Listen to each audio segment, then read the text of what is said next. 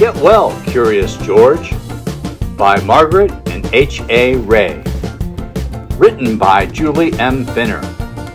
Illustrated in the style of H.A. Ray by Mary O'Keefe Young. George was a good little monkey and always very curious. But one morning, George wasn't feeling quite as curious. "What's wrong, George?" asked the man with the yellow hat. George sneezed and pointed to his throat. "Does your throat hurt?" asked his friend. George nodded his head yes. The man put his hand on George's forehead. "You do feel a little warm. It looks like you may have caught a cold." George was confused. How do you catch a cold? He didn't remember playing catch yesterday. "I'll call Dr. Senna's office and make an appointment. In the meantime, you should lie down and rest." The man found a thick, cozy blanket and fluffy pillows. George happily climbed onto the couch.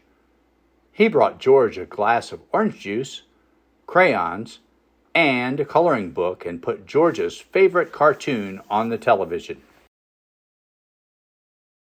George sipped his juice. It felt good on his sore throat. He colored a few pictures, and he watched a cartoon.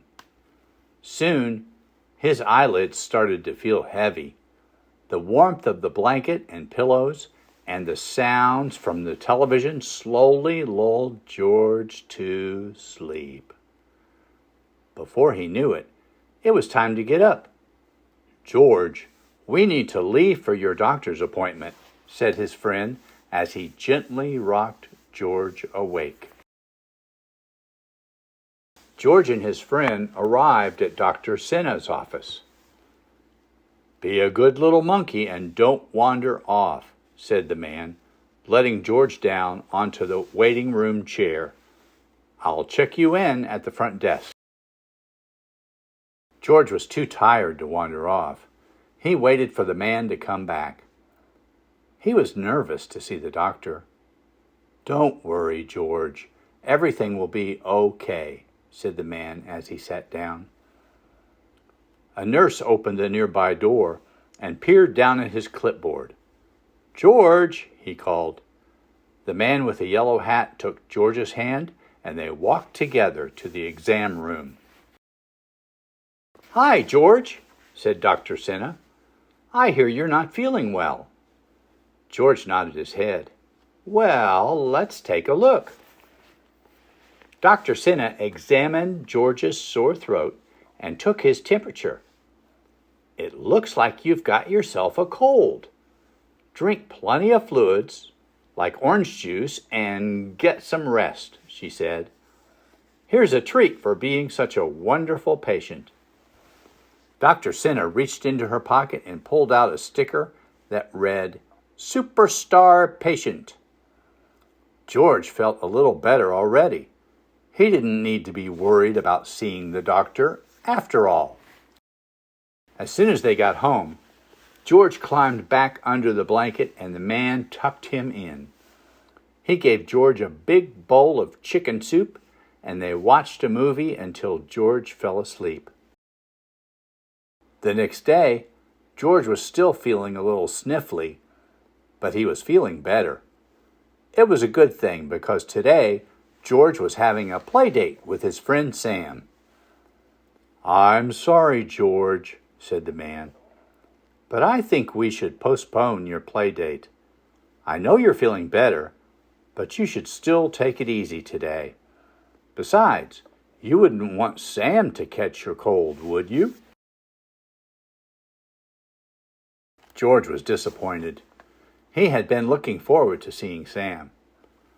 Reluctantly, he snuggled onto the couch. "I need to go to the store, but I'll be right back," said his friend. "Remember, Dr. Senna said you need plenty of rest and fluids." That gave George an idea. If rest and fluids made him feel a little better today, Maybe a big dose of both would cure him of his cold by tomorrow. Then he could play with his friend.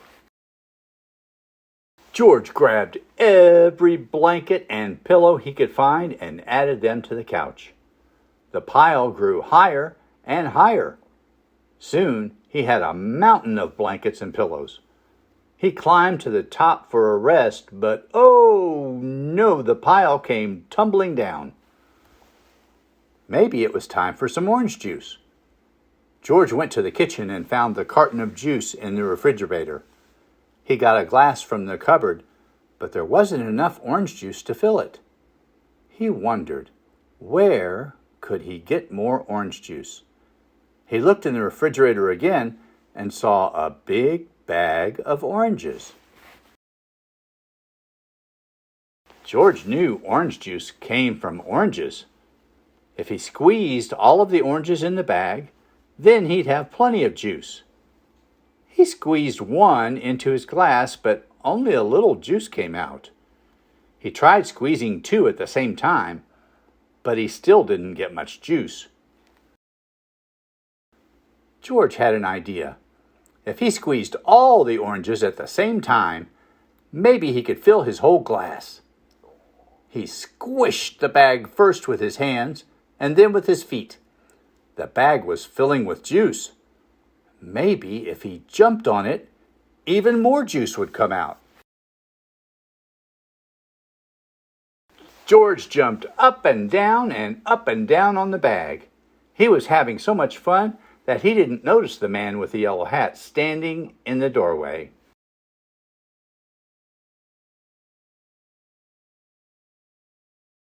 "George, what is going on here? Look at this mess," said the man. The kitchen had puddles of juice everywhere, and there were blankets and pillows all over the living room floor. George pointed to the orange juice and then the blankets. "Oh, you were trying to follow Dr. Senna's orders?" asked his friend. George nodded. The man smiled. Well, this might make it easier. He pulled a new carton of orange juice out of the grocery bag.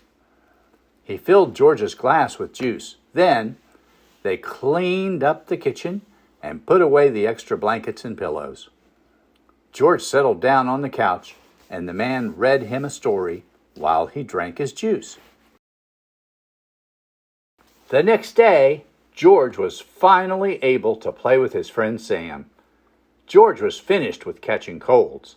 He was ready to play catch for real.